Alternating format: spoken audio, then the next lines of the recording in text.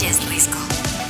Y entiendo la preocupación de varias compañeras y compañeros que me han preguntado que cómo es posible que podamos salir con este presupuesto que no nada más no aumentó, ni siquiera en términos de la inflación, sino que sufrió una reducción. La adversidad y la mala fe me han perseguido siempre. Casi siempre provenían de la oposición. Hoy vienen de parte de correligionarios. Ellos tienen claro lo que significa el movimiento y este malentendido tiene que resolverse. Y pues no puede ser un tema de recursos el que lleve a una discusión.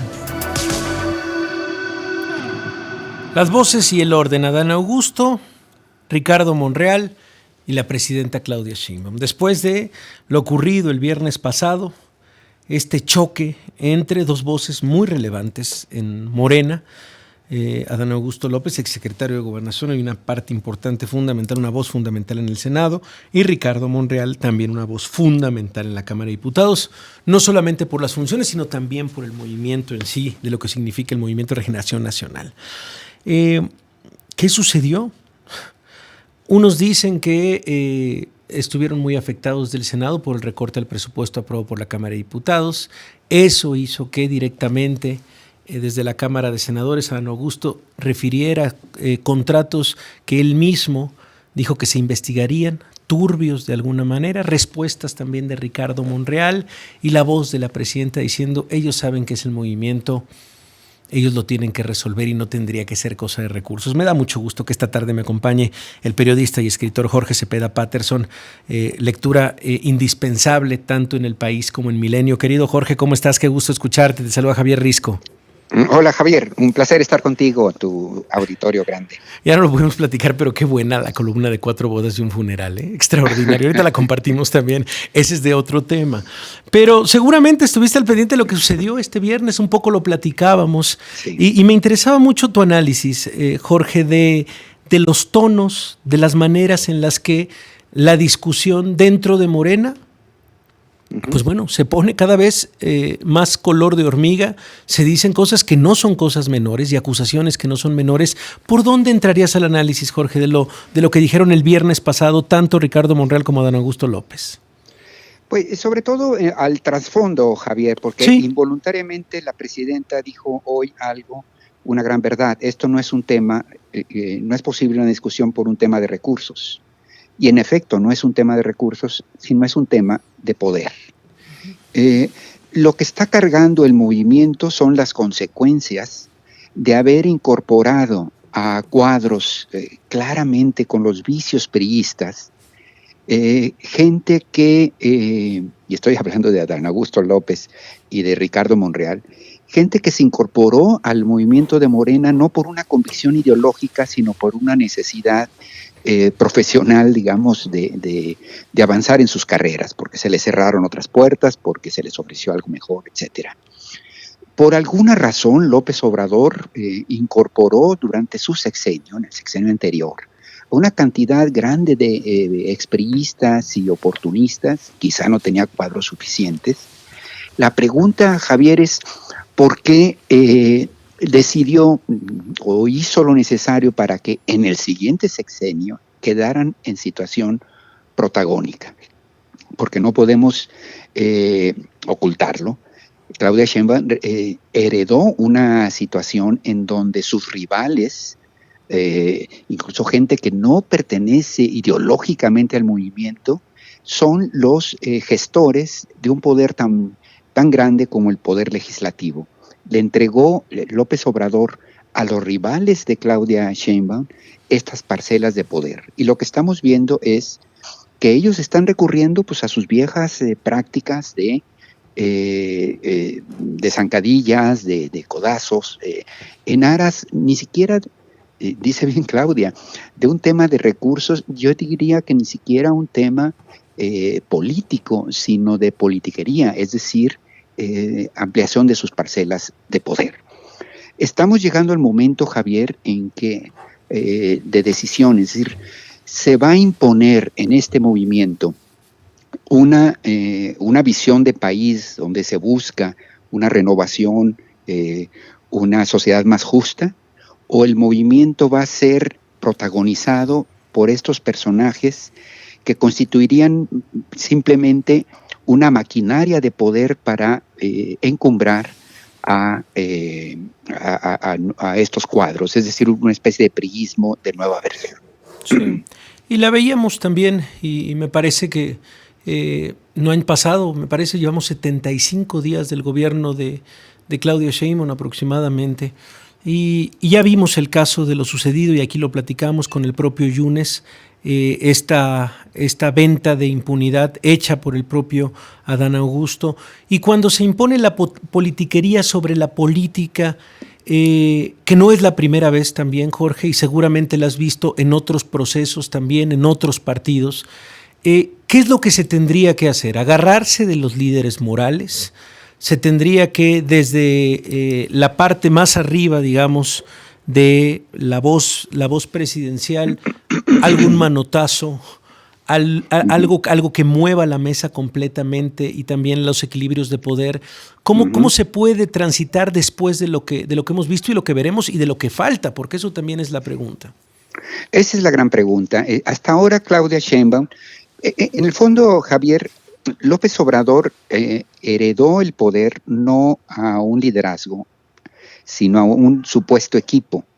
Al dividir esto, la presidencia, Palacio Nacional para Claudia Sheinbaum, poder legislativo para sus rivales. En realidad lo heredó a un equipo, y yo diría Morena, mi hijo y Luisa María Alcalde. Son como tres distintos comandos.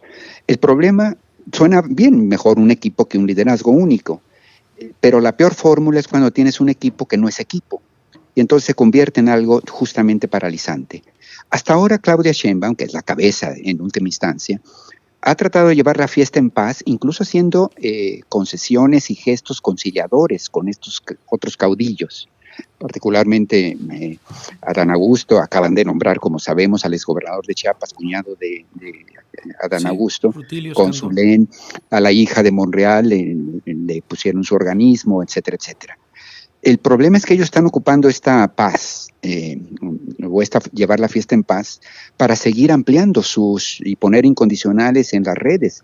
En efecto, hay un riesgo de que este movimiento o acabe siendo protagonizado por estos grupos, o acaben manchándolo de tal manera que lo lastimen profundamente.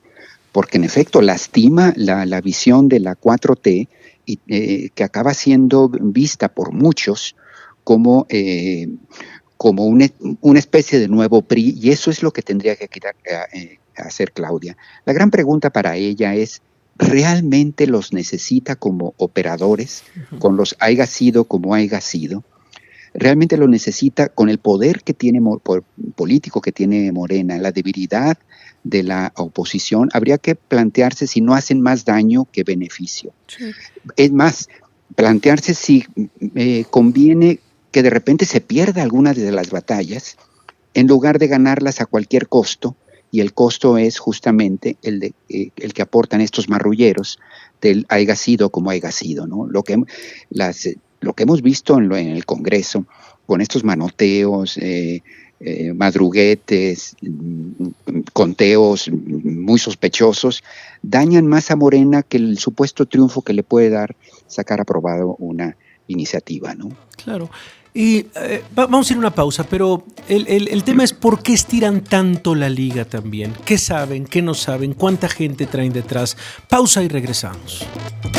Oyes, Luis, anímate. 25 minutos y le agradezco. Sigue en la línea Jorge Cepeda Patterson, periodista, escritor. Jorge, y hablamos un poco de esta pregunta, la pregunta del millón. ¿Realmente los necesita como operadores? Y bueno, pues también tratar de entender cómo se mueve la política, cuánta gente traen detrás. Se ha hablado durante tantos años de estos liderazgos políticos y de cuántos diputados trae cada uno. Los diputados o senadores de Adán Augusto, los diputados o senadores de Ricardo Monreal. En algún momento también se habló de la fuerza que podría tener Marcelo Ebrard en otros tiempos en la Cámara de Diputados o en el Senado.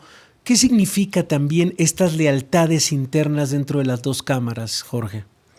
En efecto, tú dices, ¿cuántos diputados y senadores pueden tener Adán Augusto y Monreal?